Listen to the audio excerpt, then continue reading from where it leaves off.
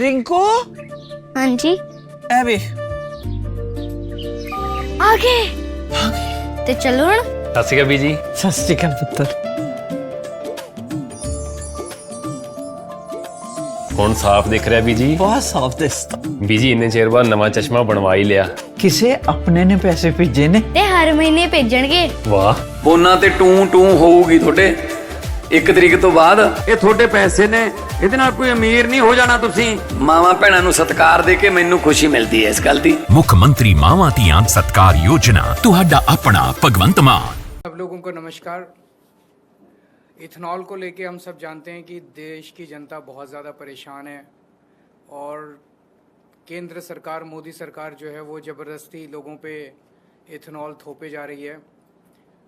लोगों की माइलेज कम हो रही है, लोगों के गाड़ियां ख़राब हो रही हैं, लेकिन उसके बावजूद बिना प्रश्नों के जवाब दिए, बिना कोई तर्क दिए सरकार ज़बरदस्ती थोप रही है।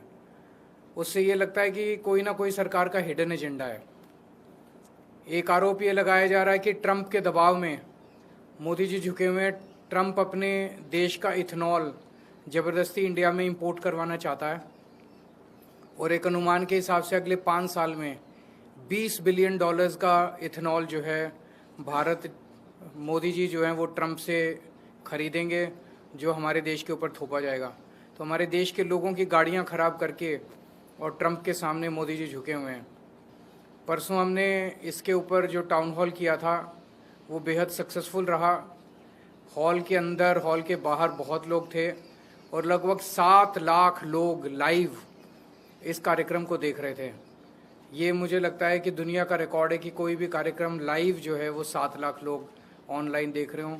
इसी वजह से ये यही दिखाता है कि लोग कितने ज़्यादा परेशान हैं और किस तरह से सपोर्ट में आए। पर लोगों को डराया जा रहा है, धमकाया जा रहा है बुरी तरह से। जो कोई अगर इसके खिलाफ कुछ कर दे, कोई इन्फ्लुएंसर, कोई कंटेंट क्रिएटर, कोई विक्टिम कोई कुछ कर दे तो उसको डराया जाता है, ट्रोल किया जाता है, धमकाया जाता है, एफआईआर की जाती है। तो लोग बहुत डरे हुए हैं। हमने कुछ दिन पहले एक पिटीशन प्रधानमंत्री के नाम ऑनलाइन साइन करवाई थी, तो लगभग 2,33,238 लोगों ने ये पिटीशन साइन की है मात्र कुछ दिनों के अंदर। ये सारी पिटीशंस की कॉपीज़ आप लोगों के सामने हैं।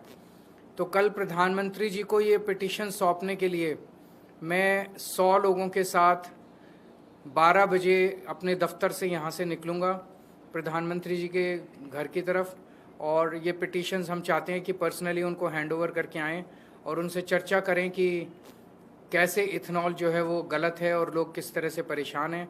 मैंने चिट्ठी लिख के भी उनसे समय मांगा था लगभग 1 महीना पहले, लेकिन उनका उसके ऊपर कोई जवाब नहीं आया।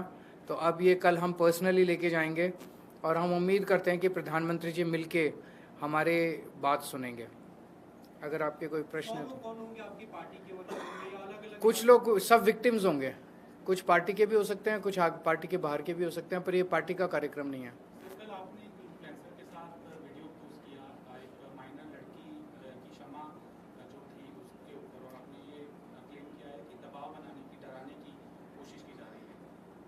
बिल्कुल। तो रुचिका सिंह का जो हमने देखा कि किस तरह से बेचारी हाथ जोड़ के आंखें नीची करके पूरे देश के सामने कैसे बोल रही है, वो जाहिर तौर पे उसे बुरी तरह से डराया गया है।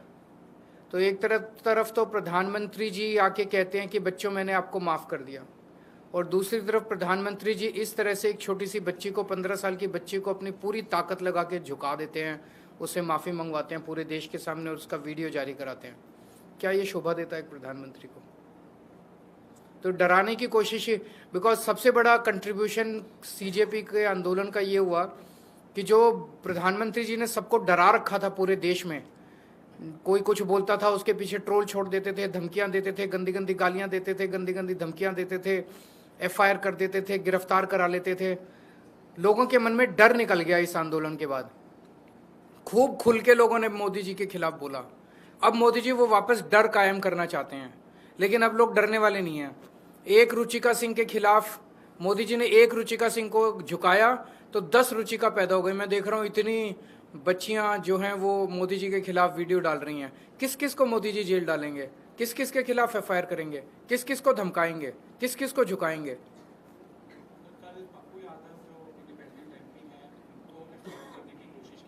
उनको हमला करने की उनके ऊपर कोशिश हुई है। उनका ये क्लेम है जान से मारने की। एक स्किट हुआ था पार्लियामेंट के माध्यम से। देखिए, उन्होंने एक स्किट किया था जिसमें ये लोग कह रहे हैं कि इनकी धार्मिक भावनाओं की ठेस पहुंची है। मैं उनसे, प्रधानमंत्री जी से ये पूछना चाहता हूं कि चंदा चोरी हो गई, भगवान राम के मंदिर से में इतना बड़ा घोटाला हो गया, रामचंद्र जी की पादुका चोरी हो गई, उनका मुकुट चोरी हो गया, उनकी सारी चीजें चोरी हो गई, उससे तुम्हारी भावना वो नहीं हुई? उससे तुम लोगों की भावना खराब वो नहीं, आहत नहीं हुई?